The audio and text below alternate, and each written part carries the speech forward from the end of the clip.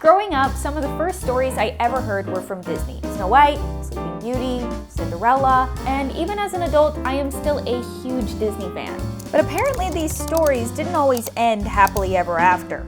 They were way darker.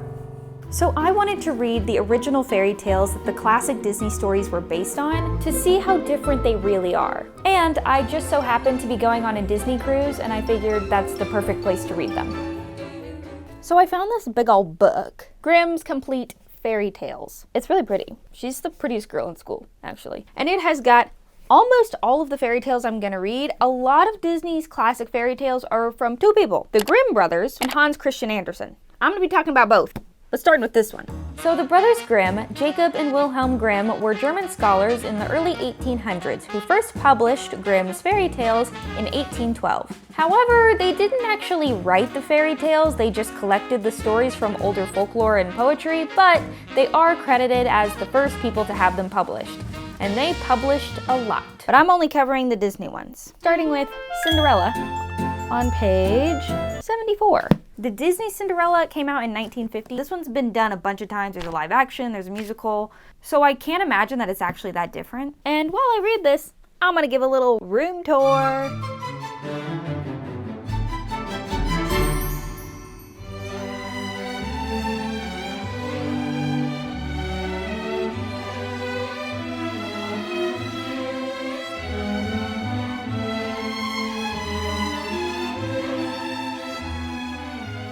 Most of these stories aren't actually that long, so in the time it took me to do the tour, I finished reading Cinderella.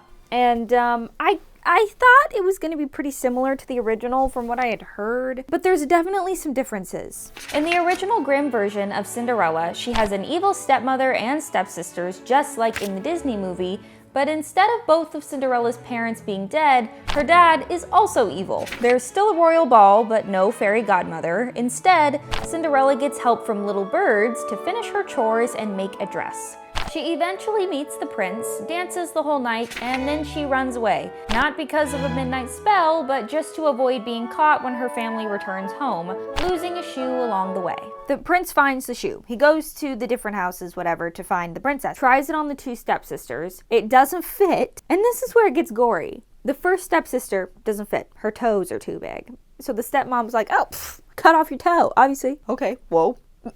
Intense. And so then this prince is the dumbest prince I've ever seen in my life, which honestly kind of tracks. Prince Charming is not the sharpest tool in the shed. But he drives away with his first stepsister, and then those little birdies, little bird friends, are like, no, whispering in his ear, no, this is not your bride, this is not your bride. Look at her, she cut her toe off. And he's like, oh, I didn't even notice. So he takes her back. And the father and the stepmother are like, we have another daughter. This daughter, her heel is too big. So the stepmother is like, cut off your heel. Does it. The prince takes her away. Same thing. The birds are like, hey, this ain't your bride. Goes back. He's like, hey, y'all got any other daughters? And the father, not the stepmother, the father is like, I have like a little kitchen servant that my dead wife left behind. Couldn't be her though. Tries it on, shoe fits, whatever. They go get married. And then when they get married, the stepsisters are like, we're trying to be friends with Cinderella again. And this part I did like. The birds come back and they peck out the stepsister's eyeballs. Yep, right. And I guess Cinderella lives happily ever after. I'm gonna say for Cinderella, I think I like the Disney version better. I mean, I guess that one wasn't that dark, but it was unsettling. Now, before I get into the next story, I feel like I need to go walk around, get a little more Disney magic going.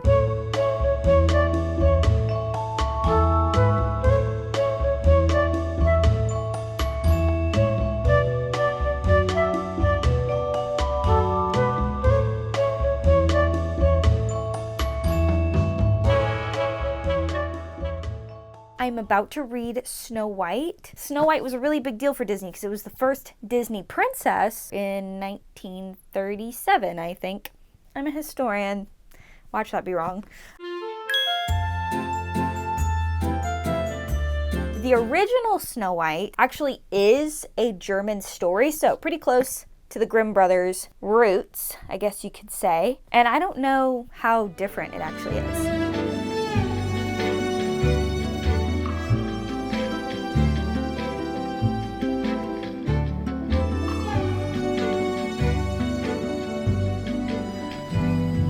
I finished Snow White. The first half of the story almost exactly the same. There's Snow White, really, really pretty. She has a stepmom that asks the magic mirror who's the fairest of them all. That's all exactly the same as the original story. After the evil queen orders Snow White to be killed and Snow White escapes into the forest, she finds the cottage with the 7 dwarves.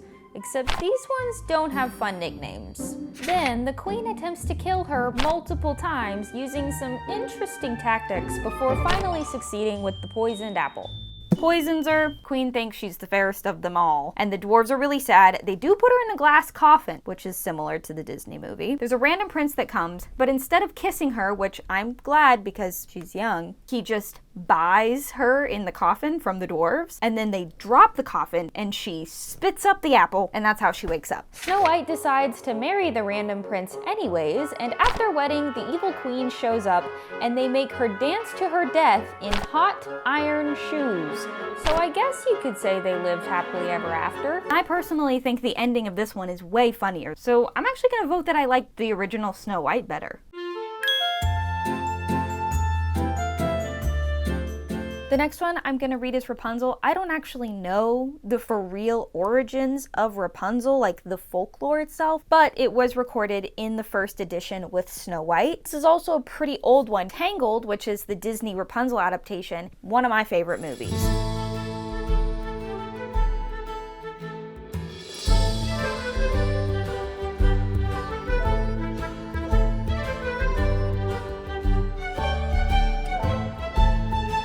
Seems like Disney took a lot of inspiration from the original Rapunzel in order to make Tangled. The difference is that Gothel, this witch lady enchantress, didn't steal Rapunzel as a baby. Instead, she's taken as payment from her parents after her father steals food from the witch's garden. Rapunzel grows up isolated in her tower, letting Gothel climb up her extremely long hair, until one day a prince finds the tower, and Rapunzel starts having secret rendezvous with this guy, following the Rapunzel, Rapunzel, let down your hair line that's a staple of the fairy tale. Where things get a little crazy and like the darker side of it comes in, which I do think Disney kind of matched a little bit, is the witch finds out that Rapunzel has been seeing this man, gets really mad. Instead of hiding Rapunzel though, like the movie, the witch in this book cuts off Rapunzel's hair and sends her into the desert. After that, Gothel tricks the prince into climbing the hair to make him fall to his death. But he falls into a patch of thorns and blinds himself, so now he's just wandering aimlessly. As he is wandering, somehow he ends up in the desert where Rapunzel was exiled to, where she has since had 2 babies. Apparently, when she got sent into the desert, she was pregnant with twins. I can happily say that they left that out in the Disney movie, and I'm glad that they did. Then they live happily ever after, so I guess for a grim fairy tale, that's seemingly as happy an ending as it gets. Even though the villain in the movie Tangled is pretty similar to the original villain in Rapunzel, I still think I like the Disney version better, specifically because the ending of this basically has a pregnancy trope, and I don't like that.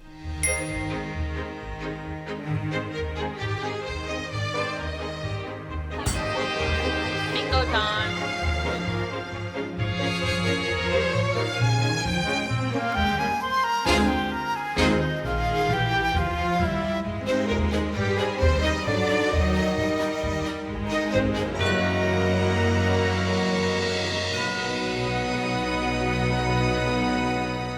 I look like hell. Not gonna lie. I look bad right now. But it's because we just got back from watching the fireworks.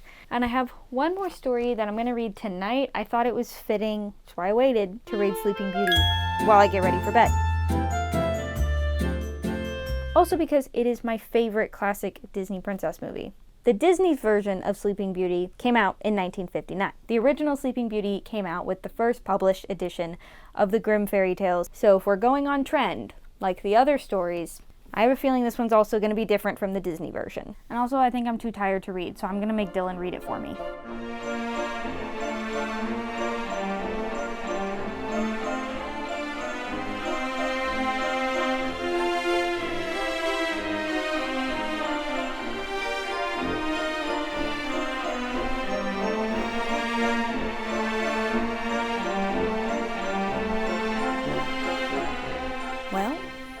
Sleeping Beauty was actually like almost exactly the same. Just like the Disney movie, Aurora is cursed at birth by a witch to fall into a deep sleep after pricking her finger on a spindle on her 16th birthday. In the Grimm version, when the curse comes true, her and the entire castle stay asleep for 100 years.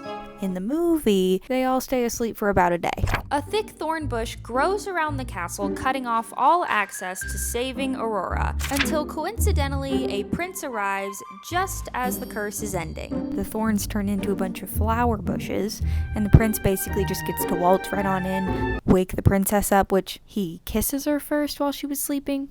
Super strange. But that does happen in the movie. Strange in the movie too. But whatever, he thinks he saves the princess. Then they get married, everybody lives happily ever after. I feel like Disney really enhanced the story by making the evil witch, Maleficent, such an iconic villain.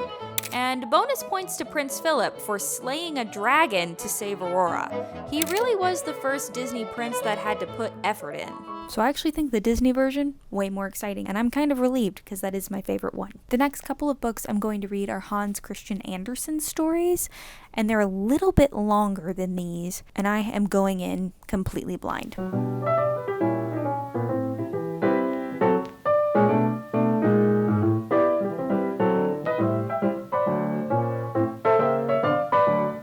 We got back from the spa and we had breakfast and then I got ready and now I'm going to start my next fairy tale, The Snow Queen by Hans Christian Andersen.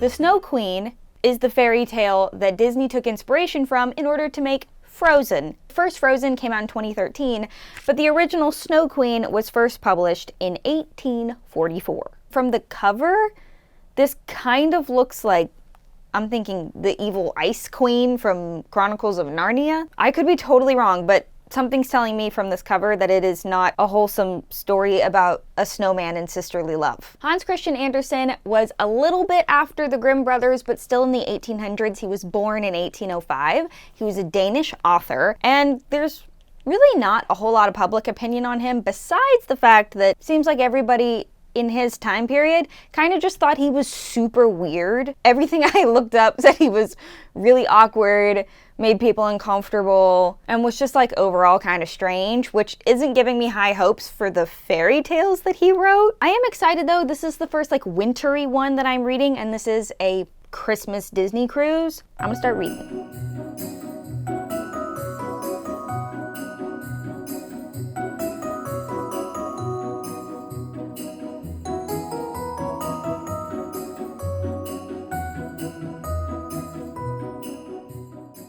Okay, so I just finished The Snow Queen, and it was nothing like Disney's Frozen. And thank God for that, truly.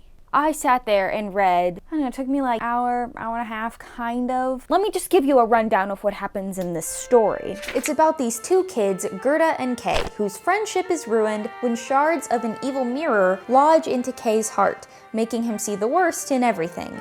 He starts being very mean to Gerda, and then is taken away by the Snow Queen to her icy palace because he no longer feels love or warmth. The rest of the story follows Gerda on a very long, miserable journey to try and rescue him. And there's like magical animals and stuff that are all yapping, trying to help her, which is very like Disney-esque. And when she finally gets to the ice castle and finds him, he's like frozen solid, but the queen has him under her control. And she saves him because she's pure of heart and innocent and loves things and sees the good in stuff. And so she hugs him and her tears basically thaw his frozen heart. Now, classic case of this little girl having emotional intelligence and this little boy being a little jerk. I digress. There's a couple of things Disney seemed to pull from, like the frozen heart concept, the way they describe the ice palace in Finland or Lapland somewhere. Arendelle is inspired by Norway. Geographically, they got it right. Hands down, the Disney version is better. I honestly think Disney kind of did the opposite by like showing off the fact that Anna is like very like, I'm gonna find the love of my life, boy crazy, and then it ends up being a story about sisterly love. So really, I am, in this instance, very glad that Disney took their own creative freedom. Otherwise, we wouldn't have Elsa and we'd have some freak, mean little boy. And I think the world has plenty of those already.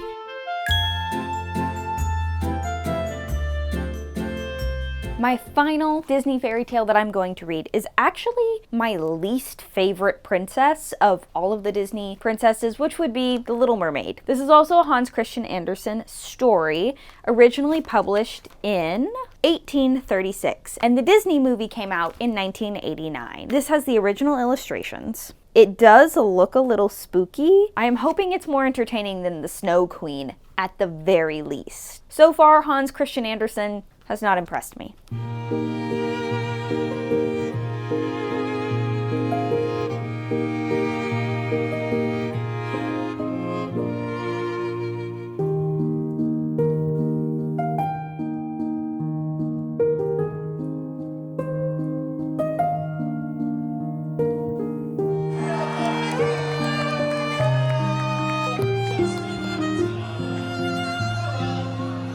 I finished The Little Mermaid, hung out for a little while, went to dinner at Remy, had a great time. It was an incredible dinner. I've had some time to think about The Little Mermaid. Unfortunately, the people of the 1800s were correct. Hans Christian Andersen was a weird dude. Way darker than the Disney version. Everything in the Disney version was pretty similar to this. In the beginning, there's a little mermaid who's obsessed with the human world, saves a prince from a shipwreck, and falls in love with him. But from there, the original fairy tale actually gets much darker. She goes to make a deal with the sea witch to become human, but she doesn't just trade her voice for legs. The witch says she will cut her tongue out, and every step she takes on land will feel like walking on knives. But she agrees to the deal anyway. So she gets her legs. She finds the prince. What happens next is not like the Disney version at all. In a nutshell, the prince does not fall in love with her. Then, because he's a prince, he gets married to somebody else. He gets arranged married to somebody else. And another thing the sea witch told her was that if he marries somebody else, if he doesn't fall in love with you, the night of his wedding, you're gonna die. And you will turn into sea foam. So she's prepared for that, except her sisters come in clutch. Her sisters hear about the engagement.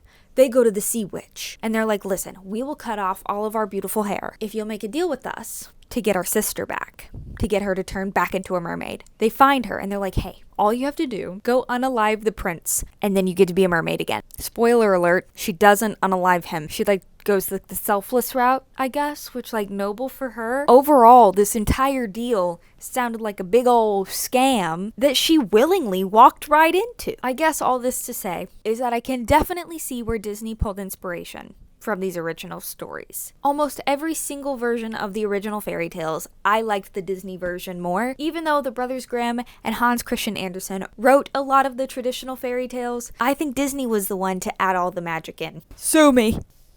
Someone call the Disney adult police. She's 26 years old and she likes the Disney movies. What do you want from me? Okay? I love a happily ever after. In my opinion, they call it Disney magic for a reason. And I think that's what matters at the end of the day. That being said, I'm putting on a Disney movie and I might be planning my next Disney World vacation. That's all she wrote. And they lived happily ever after.